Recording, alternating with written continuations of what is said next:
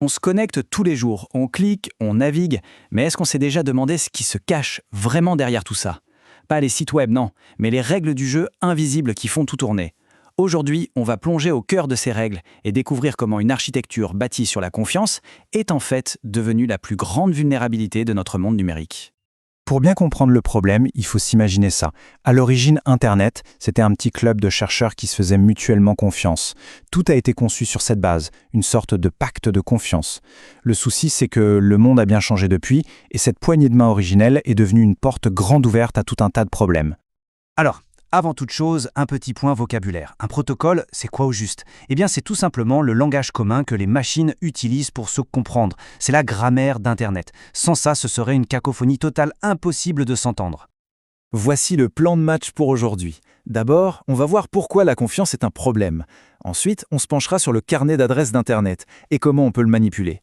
Après ça, on comparera les deux principales façons d'envoyer des données, la méthode fiable et la méthode rapide. Et pour finir, on verra comment ces méthodes peuvent elles-mêmes devenir des armes. Allez, c'est parti. Première section, ce fameux problème de confiance. Pour comprendre les attaques actuelles, il faut vraiment revenir aux origines, à la philosophie même de la conception d'Internet. Voilà, tout est là. Cette phrase, c'est un peu le péché originel d'Internet. Le protocole IP, celui qui gère les adresses, il part d'un principe tout simple. Il croit sur parole ce qui est écrit sur l'enveloppe numérique. Il ne se dit jamais « Attends, est-ce que l'expéditeur est bien celui qu'il prétend être ?» Jamais. Et cette seule décision prise il y a des décennies est la source de tant de failles. Bon, maintenant qu'on a posé le problème, parlons des adresses elles-mêmes. Plongeons dans ce carnet d'adresses mondiales pour voir comment il a évolué et pourquoi c'était nécessaire. Pour que ce soit bien clair, on va continuer avec notre analogie postale. L'IPv4, c'est l'ancien système. Il est à bout de souffle, on est carrément en pénurie d'adresses. L'IPv6, c'est la modernisation. D'un coup, on a un nombre quasi infini d'adresses et en plus, le système est bien plus efficace parce que l'enveloppe numérique est plus simple, plus standardisée. Et là, ce qui saute aux yeux dans ce tableau, ce n'est pas juste que les adresses ont l'air différentes. Regardez les points clés. L'IPv6 peut se configurer tout seul, il est plus rapide et surtout, le plus important, la sécurité a été pensée dès le départ. Ce n'est pas une rustine qu'on a ajoutée après coup, comme c'était le cas pour l'IPv4. Et cette image, elle résume tout.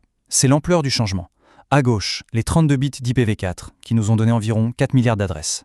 Et à droite, les 128 bits d'IPv6. La différence est juste vertigineuse.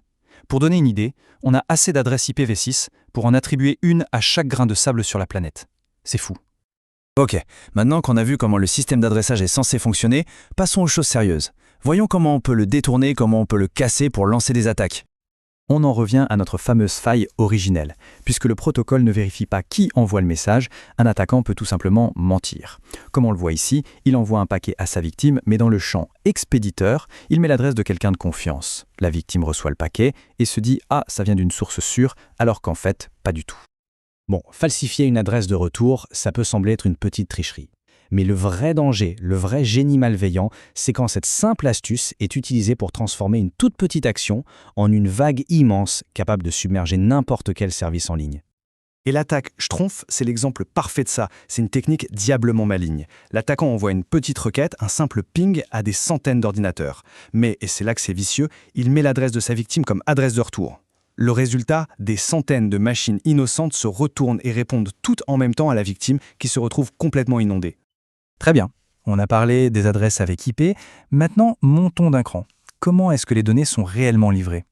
En gros, il y a deux écoles, deux philosophies très différentes pour acheminer nos paquets de données. Reprenons notre analogie de la poste. D'un côté, on a TCP. C'est le colis suivi avec accusé de réception. Ça prend un peu plus de temps, mais on est sûr que tout arrive et dans le bon ordre. Le top de la fiabilité. De l'autre côté, on a UDP. C'est la carte postale. On la jette dans la boîte aux lettres et on croise des doigts. C'est ultra rapide, mais sans aucune garantie. C'est parfait pour le streaming vidéo, par exemple, où perdre une image de temps en temps, ce n'est pas la fin du monde. Et bien sûr, on s'en doute, chacune de ces méthodes de livraison, avec ses qualités et ses défauts, peut être exploitée. C'est le sujet de notre dernière partie. Comment on transforme une simple livraison en arme? Pour être si fiable, TCP commence chaque conversation par une sorte de poignée de main, un petit balai en 3 temps. C'est très poli, le client dit « Bonjour, tu es là ?»